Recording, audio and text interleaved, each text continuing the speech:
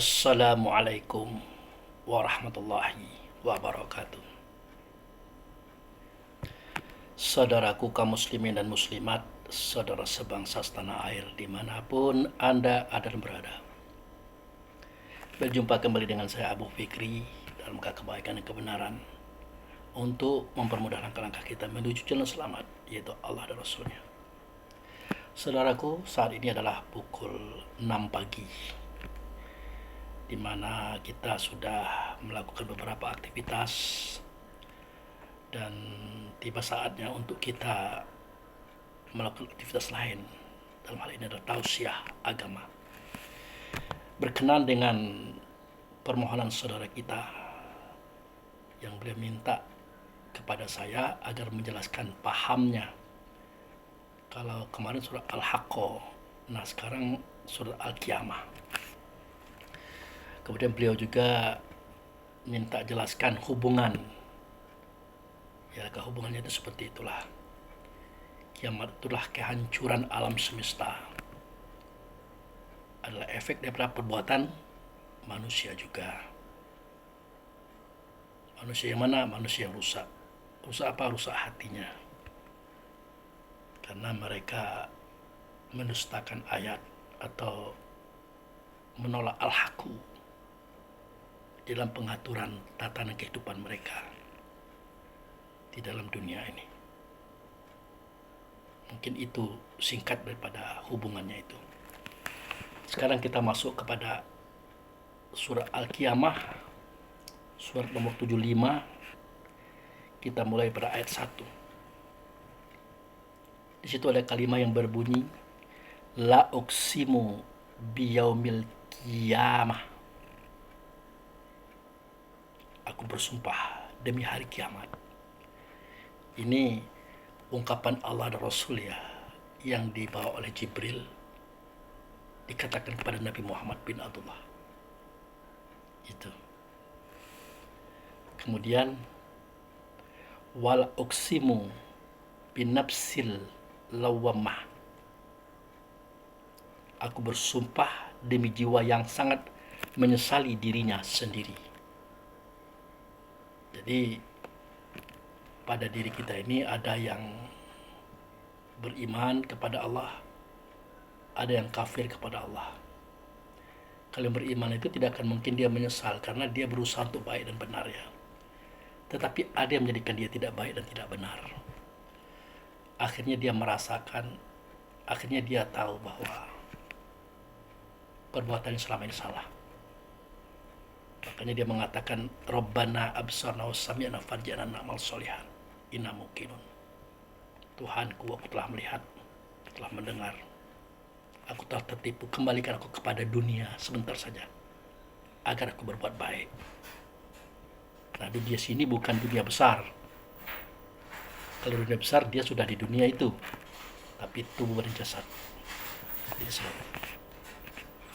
Nah, kemudian kita masuk pada ayat 3. Ayat sabul insanu alan najama'a izzoma. Apakah manusia mengira bahwa kami tidak akan mengumpulkan kembali tulang belulangnya? Nah, jadi di zaman Nabi Muhammad itu ada suatu paham bahwa ya kalau sudah mati ya mati. Kalau sudah mati ya sudah. Nah, ya kata Allah tidak begitu. Segala sesuatu itu ada efek, ada pertanggungjawaban, dan kalian akan dihadirkan kembali untuk menyaksikan perbuatan kalian sendiri. Nah, maka mereka mengatakan apakah mungkin tulang belulang sudah hancurkan berhubungan kembali atau tertaut kembali.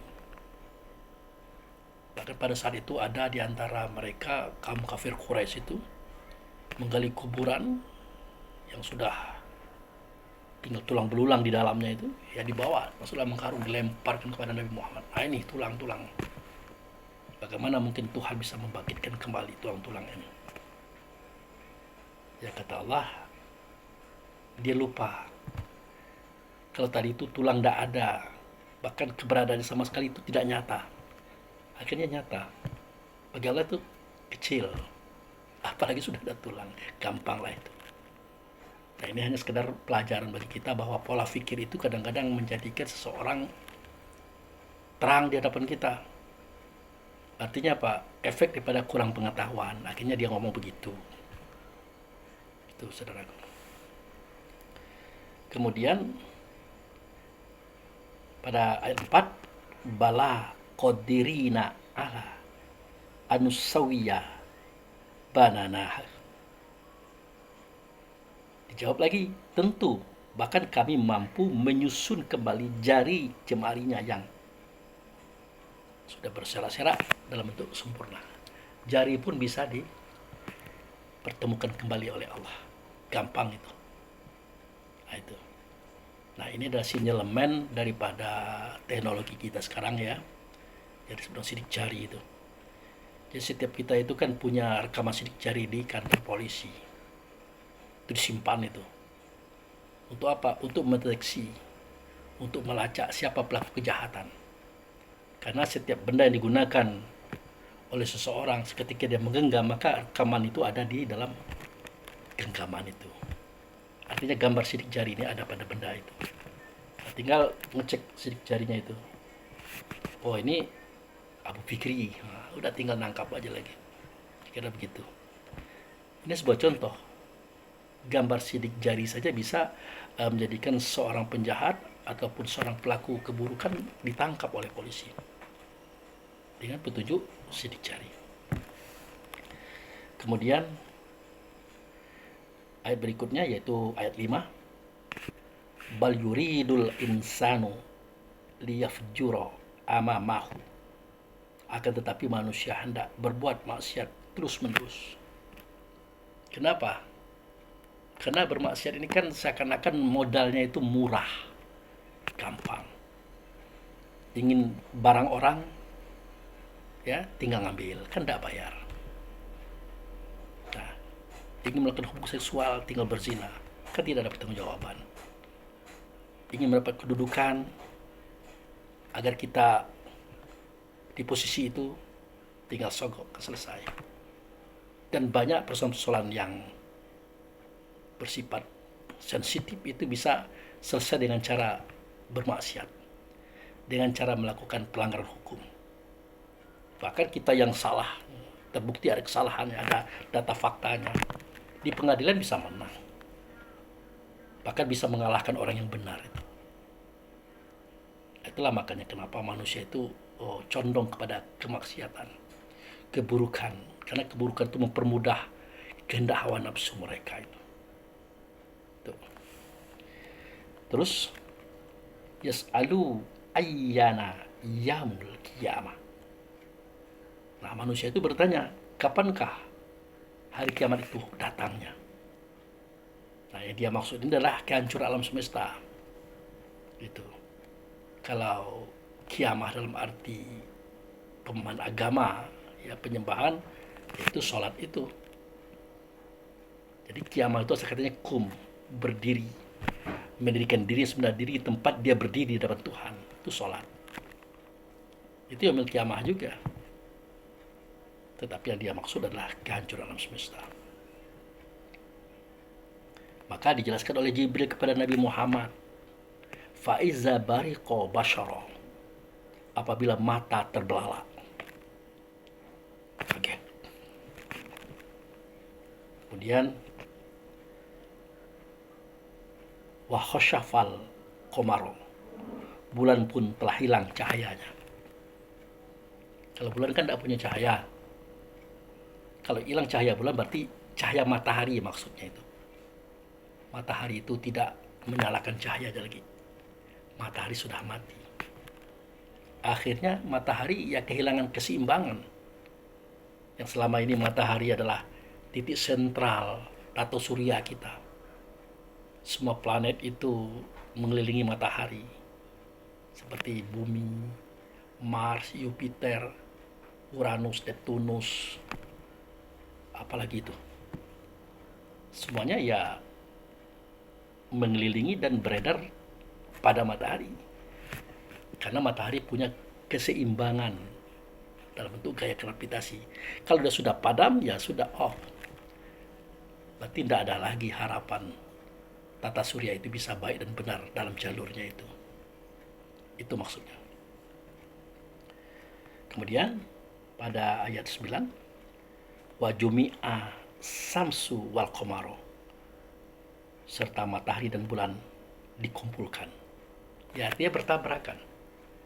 Sebenarnya bukan matahari dan bulan saja, semua benda-benda tata surya itu yang mengelilingi matahari, karena matahari tidak punya cahaya lagi, tidak punya kekuatan gravitasi lagi, ya sudah, maka liar mereka bertabrakan, termasuk bumi kita akan hancur babak belur, saudaraku. Itu. Kemudian yakulul insanu yaumaizi ainal mafaru. Pada hari itu manusia berkata, kemana tempat lari? Nah, gitu.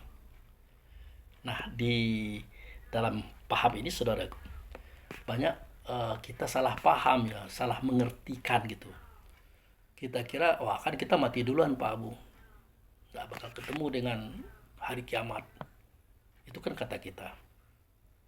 Kalau kata Allah itu dalam surat Zilzalah kan jelas. Yauma yasduruna siyastata liyara a'malahum. Faman ya'mal mithqala dzarratin khairan yarah wa man ya'mal mithqala dzarratin syarran yarah. Pada saat matahari itu sudah padam, tidak ada sinarnya lagi pada rembulan. Pada saat matahari tidak punya kekuatan lagi, maka semua planet-planet itu hilang keseimbangan. Ya, dia beradu, berantem, bahkan pecah memecah. Nah, itulah kiamat. Pada waktu itu manusia dikeluarkan, dia ditampilkan, dia dihadirkan, dia dihidupkan kembali dalam bahasa kita. Supaya apa? Supaya mereka melihat efek daripada perbuatan mereka selama ini. Itu. Nah, mereka tampil tidak sama wajahnya. Ada yang seperti anjing, seperti babi, seperti buaya, macam-macam. Ada yang kepalanya besar, kakinya kecil. Ada yang perutnya besar, kepalanya kecil, macam-macam. Itu menggambarkan tabiat dan sikap serta akhlak mereka, perbuatan mereka saat ketika mereka masih hidup. Bermacam-macam, saudaraku. Ada 17 macam itu. Kemudian kala lawazaro, sekali-kali tidak ada tempat berlindung. Jadi pada waktu itu kan manusia berkata, kemana tempat lari? Ya, tidak ada. Kemana tempat lari? Tidak ada. Nah, sekali-kali tidak, kata Allah, tidak ada tempat berlindung, tidak ada tempat berlari, saudaraku. Nah, itu kejadian itu akan terjadi pada semua kita. Illa rabbika yauma izi limustaqor, hanya kepada Tuhanmu tempat kembali pada hari itu. Nah, ini dia. Jadi orang yang kembali kepada Tuhan itu adalah orang yang pernah kembali. Artinya dia sudah mati sebelum mati, sudah kembali sebelum dia kembali. Itulah orang yang sholat secara khusyuk. Allazina yazununa annahum mulaqu rabbihim wa annahum ilaihi raji'un. Mereka itu dengan prasangkaannya, dengan rasa batinnya merasa berhubung dengan Allah Rasul di dalam sholatnya, wa annahum mulaqu rabbihim. Pada waktu itu sesungguhnya mereka sudah bertemu Tuhan. Wa annahum ilaihi raji'un. Pada waktu itu mereka sudah kembali kepada Tuhan. Itulah kenapa sholat itu diwajibkan, saudaraku. Gitu. Kemudian yunabba'u insanu yaumaizi bima qaddama wa akhara. Pada hari itu diberitakan kepada manusia apa yang telah dia kerjakan dan apa yang telah dia lalaikan. Ya, betul.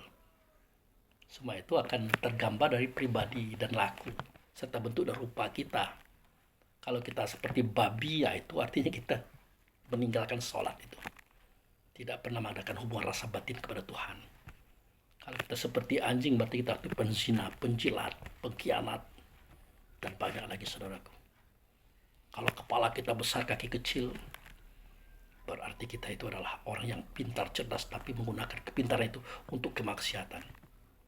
Kalau perut kita bengkak besar, kaki kecil, kepala kecil, itu adalah koruptor, memakan hak orang mengambil hak orang, merampas hak orang, membunuh orang demi kepentingan syahwat nafsunya itu.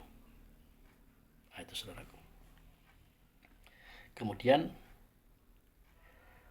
pada ayat 14, balil insanu al nafsihi basyiro, bahkan manusia menjadi saksi atas dirinya sendiri. Ya pasti, bentuk dan rupa itu aja udah menjadi saksi sebagai stempel. Apa sih yang kamu buat, apa sih yang kamu lakukan selama ini buktinya ini, bentuk dan rupa kamu kayak apa. Dan mereka ingat dengan apa yang mereka lakukan, pasti tidak bisa berbohong, ada rekamannya loh.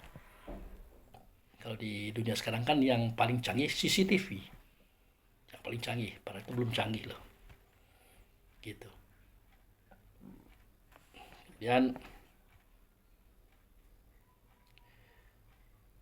walau alqa ma'azirahu, walaupun dia mengemukakan alasan-alasan, artinya di hadapan Tuhan pun manusia itu ya membantah, mengeluarkan alasan, wah aku begini ya begini loh, aku beginilah, tidak ada ceritanya.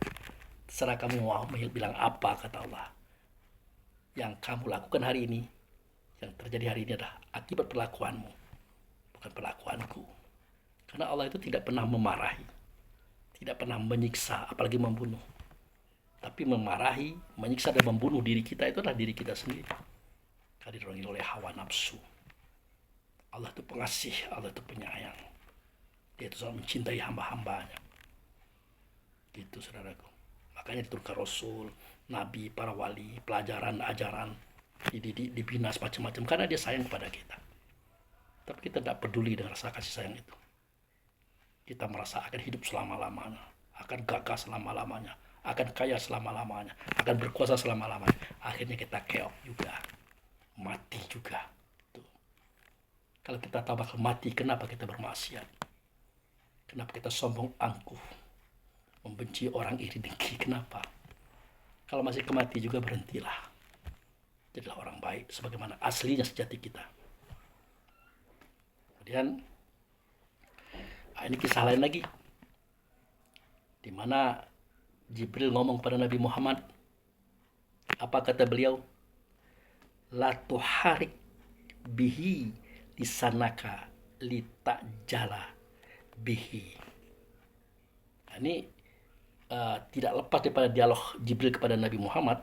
Waktu itu dia berkata begini, Muhammad, janganlah engkau gerakkan lidahmu itu untuk membaca Quran karena hendak tergesa-gesa menguasainya. Artinya bukan membaca tulisan gitu. Jadi Allah dan Rasul kan memberikan informasi kepada Nabi Muhammad melalui Jibril. Nah, oleh Jibril disampaikan.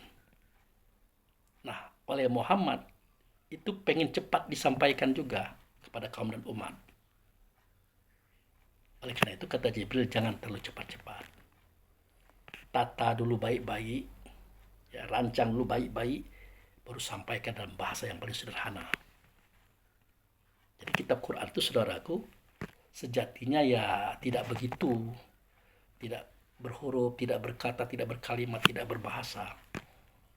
Sejatinya wahyu itu dalam bentuk suara, suara lonceng, suara lebah, suara gaung, bahkan ada yang tidak bersuara. Nah, diterjemahkanlah oleh Nabi Muhammad ke dalam bahasa manusia, itu bahasa Arab. Nah, sewaktu itu beliau hendak menyampaikan langsung, kata Jibril, jangan. Tata dulu bagus-bagus, rapi-rapi, sesederhana mungkin. Nah, di sini kita tahu bahwa Nabi Muhammad adalah orang cerdas, bukan orang sembarangan. Itu saudaraku. Ya. Nah. Kemudian, inna alaina jab'ahu wa qur'anahu. Sesungguhnya tugas kamilah untuk mengumpulkan dalam hatimu itu Quran dalam bentuk bacaan. Nah, jadi jangan diartikan Quran yang dikatakan Jibril pada ayat ini ya buku yang kita sekarang itu, bukan. Artinya sesuatu yang dilihat oleh Muhammad, didengar oleh Muhammad, dirasakan oleh Muhammad, dan Muhammad membacanya dengan penglihatan, pendengaran, perasaan serta pemikiran. Siapa itu? Ya Allah. Siapa itu? Ya Rasul. Yang tidak nyata ia melainkan nyata pada Jibril. Itu Quran di zaman Nabi Muhammad, saudaraku. Ya. Bukan Pak Abu, itu memang buku hari ini. Tidak. Buku hari ini belum ada waktu itu. Karena semua catatan wahyu ada di atas pelepah kurma, batu-batu, kayu-kayu, tulang-tulang.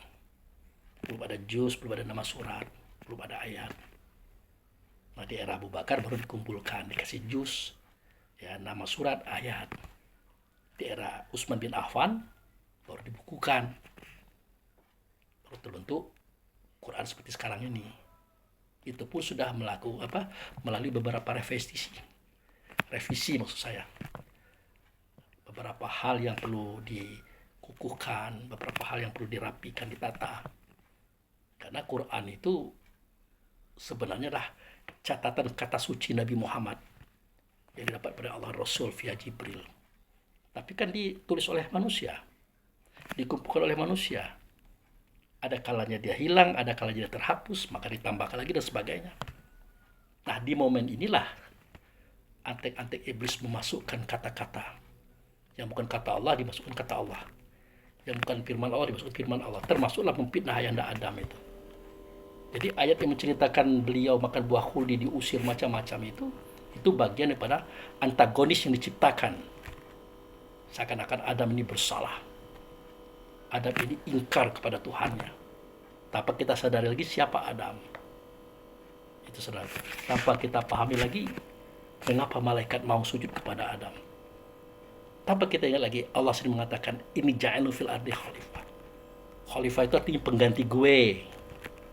Memimpin langit dan bumi. Kamu sebagai asisten-asistennya. Kamu sebagai pembantu-pembantunya. Kata Allah kepada para malaikat. Kalau aku sudah nyata kepada dia, kamu sujudlah kepada dia. Tunduk, patuh kepada dia. Akhirnya terbukti. Ketika Allah menjadikan beliau basyara tadi, ya, dari tanah, Allah nyata pada dia, dengan dia bersama dia, maka semua malaikat tunduk dan sujud kepadanya. Kenapa? Karena adalah khalifah Allah. Nah, tiba-tiba jatuh dia, jelek namanya, binasa harga dirinya. Oleh siapa? Oleh orang yang paling benci kepada dia, oleh paling dengki kepada itu, iblis. Makanya lihat video kita yang judulnya fitnah terhadap Adam. Di situ ada uraiannya, saudaraku. Ya. Jadi jangan kita kira kitab Quran itu adalah kitab suci. Ya, bukan. Yang ada adalah kata suci daripada Muhammad, disalin oleh manusia. Nah, kemudian dihimpun, dijaga, ditata oleh manusia. Ada kekurangan, ada penambahan. Sialnya ada sekelompok orang yang mengatakan adalah dari Allah, padahal bukan. Demi apa? Demi uang sedikit.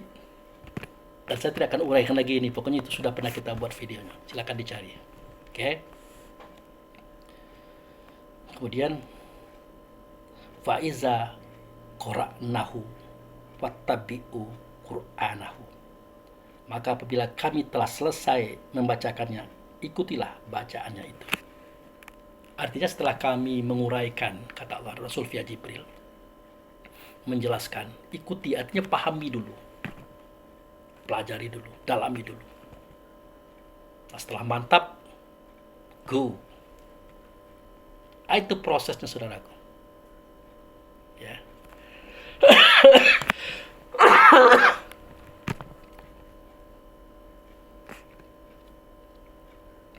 Kemudian pada ayat 19 ada kalimat yang berbunyi summa inna alaina bayanahu.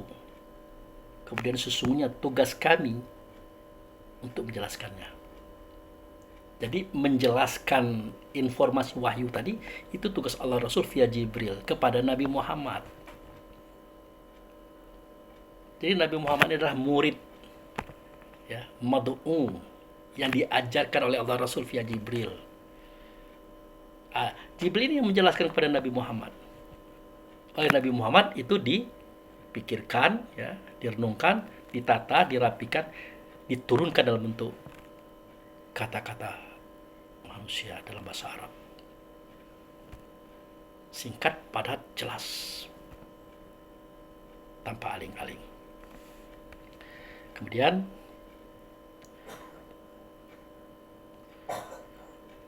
ini lain lagi nih. Kalla bal tuhibbunal ajilata. Sekali-kali tidak, bahkan kamu mencintai kehidupan dunia. Artinya ini sudah masuk ke bab lain. Efek daripada mencintai dunia itu hawa nafsu dan sebagainya itu tadi, ya timbullah kerusakan di hati, ya, di suara kata, di perbuatan. Nah inilah akan menjadi sebab timbulnya kiamat itu, saudaraku. Kehancuran besar tadi. Nah, yang tidak saya sampaikan pada video ini adalah pandangan kebanyakan orang yang ahli, ya, kebanyakan orang pintar. Kalau orang bodoh ini kan ngomongnya sekendah saja gitu ya, tapi mudah-mudahan tertuntun. Kenapa? Ada yang mengatakan begini, Pak Abu, kiamat itu hanya terjadi di galaksi kita saja, di langit kita saja, di bumi kita saja, tidak pada alam semesta gitu. Jadi bumi kita ini saja yang kiamat gitu. Nah, makanya para ahli-ahli di Amerika, di mana-mana itu kan sudah mulai mengintip Mars, mengintip beberapa planet untuk tempat tinggal, tempat pindah gitu. Nah, apakah memang begitu? Ya karena mereka mengungkapkan seperti itu, saya bilang ya enggak apa. Padahal ya Allah dan Rasul itu sudah mengungkapkan secara implicit memang ya, tapi bisa kita lihat secara fakta itu. Jadi kehancuran langit dan bumi itu dalam artian, ya kita ini kan sudah melihat kisah Isra wal Mi'raj. Langit pertama, di atasnya itu dihuni oleh ayahanda Adam. Langit kedua, di atasnya itu dihuni oleh Isa dan Yahya. Langit ketiga, di atasnya itu dihuni oleh Nabi Yusuf. Langit keempat, di atasnya itu dihuni oleh Nabi Idris. Langit kelima, di atasnya itu dihuni oleh Nabi Harun. Langit keenam, di atasnya itu dihuni oleh Nabi Musa. Langit ketujuh, di atasnya itu dihuni oleh Nabi Ibrahim. Nah, langit-langit yang ini tidak ada masalah di momentum kiamat, tidak ada masalah. Yang jadi masalah adalah alam di bawahnya itu. Termasuklah tata surya kita, matahari yang dikelilingi oleh planet-planet tadi. Kita kira tata surya itu hanya milik kita, hanya di kita ini saja yang ada. Padahal kumpulan tata surya itu disebut galaksi. Artinya matahari kayak kita ini ada di tempat lain. Planet-planet di tempat kita ini ada di tempat lain. Jumlahnya bukan ribuan, bukan jutaan, tapi miliaran. Di situ ada orang-orangnya, ada penduduk-penduduknya juga. Sifatnya sama dengan kita, yaitu beribadah kepada Allah dan Rasul. Kan dijelaskan itu, wa ma khalaqtul jinna wal insa illa liya'buduni. Aku tidak menciptakan jin dan manusia kecuali untuk mengabdikan diri kepada aku. Bagaimana kita bisa memahami makhluk lain yang ada di luar angkasa, yang ada di alam bukan alam kita ini? Ya lihat saja kehidupan kita. Persis kayak itu mereka. Mereka makan, minum, beranak, beristri, hidup dan mati. Ya, bertuntunan, berajaran. Semua mereka bersifat sebagai orang yang memerankan keberadaan Tuhan di alam semesta. Sama. Tapi kapasitas keilmuannya jangan coba-coba. Kita ini tidak ada apa-apanya dibanding mereka, saudaraku. Tapi kita ini sombong. Nah, mereka itu karena belum pernah kita temui, belum pernah kita lihat, mereka tersembunyi, maka dikatakan oleh Allah dan Rasul, namanya itu jin. Jin itu artinya tersembunyi. Karena tidak pernah kita lihat dianya. Pak, dia ada. Gitu, saudaraku. Lalu bagaimana Pak Abu Fikri mengenai masalah ajaran agama? Dari mana mereka dapat? Apakah mereka juga punya nabi? Punya. Mereka juga punya rasul, punya nabi, punya wali. punya guru besar. Hanya saja para rasul mereka, nabi mereka, wali mereka, guru besar mereka belajar ke bumi ini, saudaraku. Belajar ke bumi kita ini. Itu saktinya bumi kita ini. Nah, ini kan terbongkar pada surat Al-Jin, di mana Nabi Muhammad didatangi oleh sekelompok jin. Nah, itulah mereka-mereka itu. Kita kira jin itulah jin bumi ini. Bukan. Bukan, saudaraku. Tapi jin yang lain. Ya, di samping jin di bumi ini ya, tapi ada jin yang lain. Makhluk Tuhan yang tidak pernah kita temukan dari alam yang lain, dari tempat yang lain. Bayangkan bagaimana mereka bisa datang ke bumi kita ini. Pakai apa? Pakai kuda? Enggak. Pakai kendaraan, saudaraku. Pakai alat yang sangat canggih. Nah, untuk itu mari kita lihat keterangannya pada surat Al-Jin. Oke. Nah, ini kisahnya, ini ayatnya. Surat Al-Jin ini surat nomor 72. Coba saudaraku buka di situ, pelan-pelan ya. Nah, ini ada kalimat yang berbunyi, Qul uhiya ilayya annahustama'a nafaru minal jinni faqalu inna sami'na qur'ana ajaba. Apa terjemahannya Pak Bu? Nah, katakan hai Muhammad, sampaikan hai Muhammad, ceritakan hai Muhammad kepada kaum dan umat-umatmu. Nah, ini perintah Jibril loh. Tentang apa? Tentang pengalaman Nabi Muhammad yang baru ia rasakan. Pengalaman apa? Ini kisahnya. Katakanlah wahai Muhammad, telah diwahyukan kepadaku, telah diinformasikan kepadaku bahwasanya sekumpulan jin telah mendengarkan Quran yang kubaca. Lalu mereka berkata, kami telah mendengarkan bacaan yang menakjubkan. Jadi sewaktu Nabi Muhammad berdiskusi dengan Jibril, itu para jin itu menangkap sinyal, menangkap informasi, cerita yang dilakukan oleh Nabi Muhammad dengan Jibril itu ditangkap oleh mereka itu dengan alat khusus, saudara. Maka dikatakan bahwa mereka itu mendengarkan Quran yang ajaib. Sebenarnya bukan Quran buku maksudnya itu. Suara kata Allah dan Rasul yang disampaikan oleh Jibril kepada Nabi Muhammad. Kenapa dikatakan ajaib? Karena mereka itu cerdas, pintar itu. Semua yang dikatakan Jibril kepada Muhammad itu satu pun tidak ada yang salah. Kenapa? Karena mereka tahu apa yang dibicarakan itu, apa yang dikatakan itu benar adanya. Nah, itu karena mereka duluan hidup daripada manusia. Bahkan daripada ayahanda Adam, dia duluan hidup, saudara. Itu hebatnya dia itu. Dan yahdi ila rusdi fa amanna bihi walan nusrika birabbina ahada. Apa itu artinya? Yang memberi petunjuk kepada kebenaran, sehingga kami pun menerima padanya dan tidak akan mempersekutukan sesuatu pun dengan Tuhan kami. Jadi si jin ini telah menangkap informasi itu dan menceritakan kepada teman-temannya, ini penemuan baru loh. Gitu. Nah, berdasarkan itulah mereka itu beriman kepada Allah, beriman kepada Rasul, beriman kepada Jibril. Tetapi waktu mereka menangkap sinyal-sinyal itu, ya waktu ada Jibrilnya. Tapi sebenarnya sebelum Jibril itu ada, dalam masalah ini sebelum Adam ada, mereka sudah ada duluan. Makanya nanti ada kalimat yang berbunyi begini,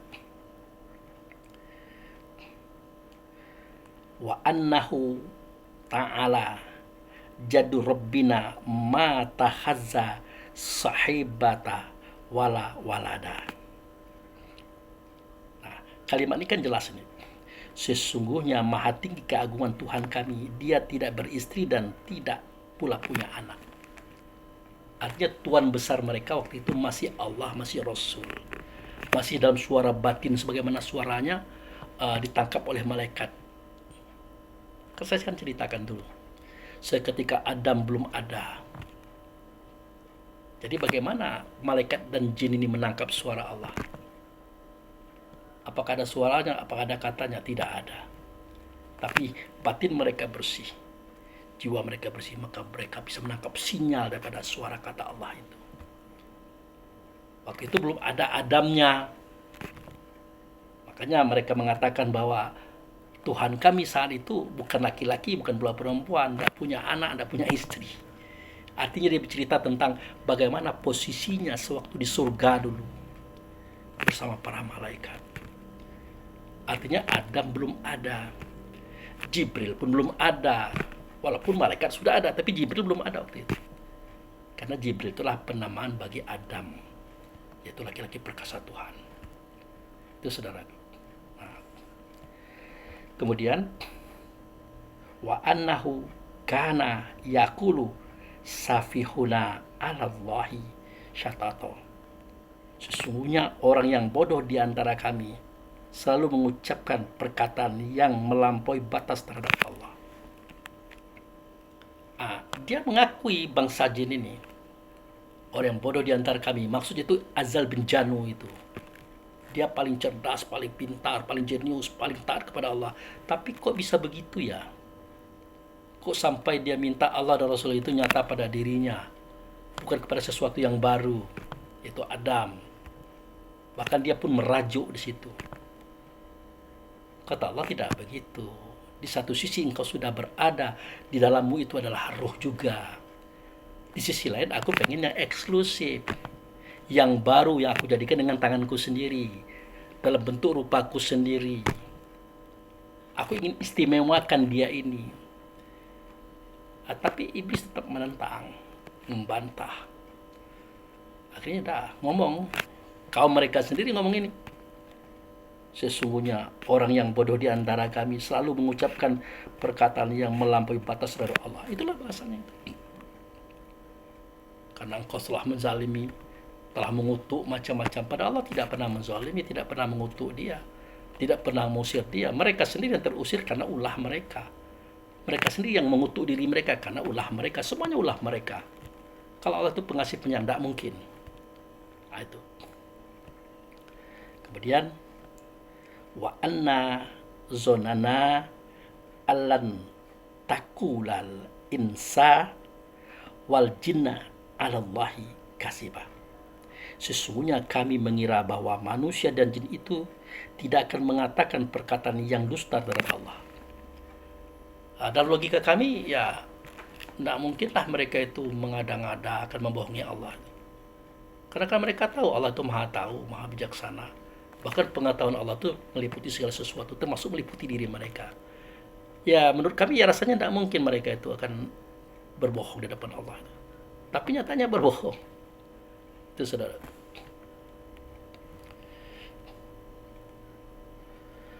Wa annahu kana rijalu minal insi ya'uzuna birijali minal jinni fazaduhum rohaqo. Artinya, sesungguhnya ada beberapa orang laki-laki dari kalangan manusia yang meminta perlindungan kepada beberapa laki-laki dari kalangan jin, sehingga mereka jin menjadi mereka manusia bertambah sesat. Jadi ya karena kelebihan jin ini adalah usianya lebih tua, teknologinya lebih tinggi, maka banyak manusia minta tolong kepada mereka.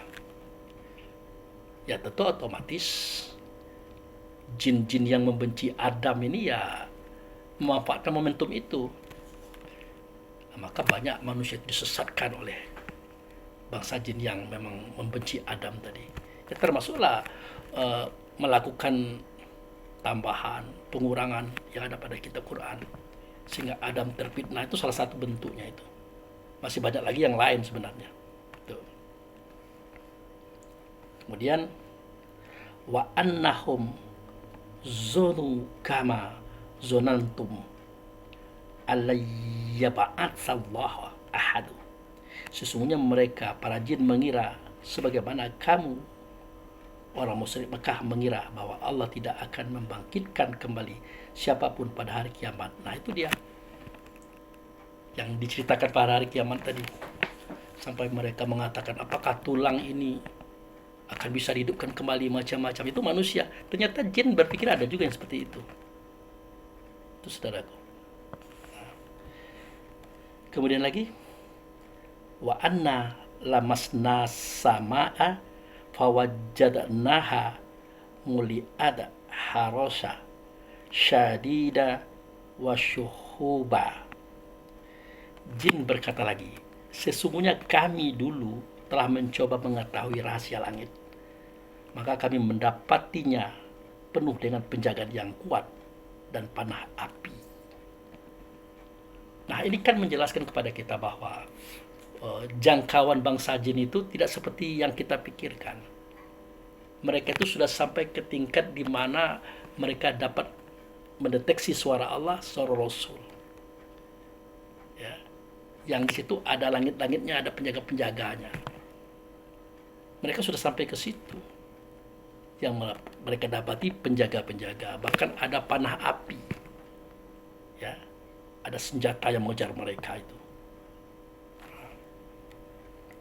Terus wa anna kunna naqudu minha maq'ida lisam'i faman yastami'il ala yajid lahu syihaba rasada. Apa terjemahannya Pak Abu? Nah, kira-kira begini terjemahannya. Sesungguhnya kami bangsa jin dahulu selalu menduduki beberapa tempat di langit itu untuk mencuri dengar berita-beritanya. Akan tetapi sekarang siapa yang mencoba mencuri, dengan pasti akan menjumpai panah api yang mengintai untuk membakarnya. Artinya mereka dahulu pernah berada di posisi itu. Iyalah, kan saya pernah ceritakan bahwa di dalam surga itu ada jin, ada malaikat. Nah, setelah mereka turun dari situ, mereka masih bisa menempatkan posisi yang tinggi. Kira-kira mereka tahu beberapa tempat, lokasi untuk mencuri-curi suara kata Allah dan Rasul. Gitu. Tapi sekarang tidak bisa lagi, kata dia. Terus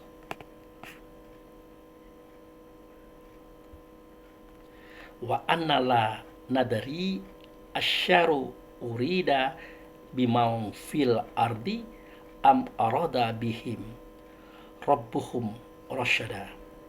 Sesungguhnya kami tidak mengetahui apakah keburukan yang dikehendaki terhadap siapa yang di bumi, ataukah Tuhan mereka menghendaki kebaikan terhadap mereka. Kami tidak tahu. Artinya apapun yang terjadi pada diri kita manusia ini, ya dia tidak tahu apakah itu kehendak Allah, apakah kehendak kita. Itu. Karena antara kehendak Allah dan kehendak kita itu hampir sama. Kalau dalam masalah kebaikan. Tapi kalau masalah keburukan, banyak perbuatan kita yang salah akan kita dapat buruknya. Ternyata di balik itu ada juga keburukan itu terjadi atas kehendak Allah, ada juga. Untuk apa? Untuk mendidik, mengajar, membina kita agar kita bisa berpikir dengan baik dan benar itu. Itu makanya ada kalimat walan nabluwanakum bisa minal khafi wal ju' wa minal amal wa anfus wa samarah wa basir sabirin allazina iza asobat musibah qalu inna lillahi wa inna ilaihi raji'un. Aku benar-benar akan menimpakan kepada kamu sesuatu yang kamu tidak suka, namanya musibah. Dan sedikit rasa takut, kekurangan buah-buahan, kekurangan harta benda, bahkan kekurangan nyawa. Nah, itu aku yang melakukannya, tapi kalian memerankan. Nah, jadi ya si jin tadi sudah paham itu. Dia tidak tahu ini apa kehendak Allah, apa kehendak manusia. Ya hampir sama saja. Gitu.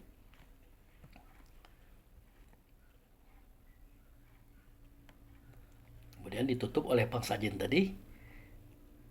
Wa anna minna solihuna wa minna duna zalika kunna toro iko kidada.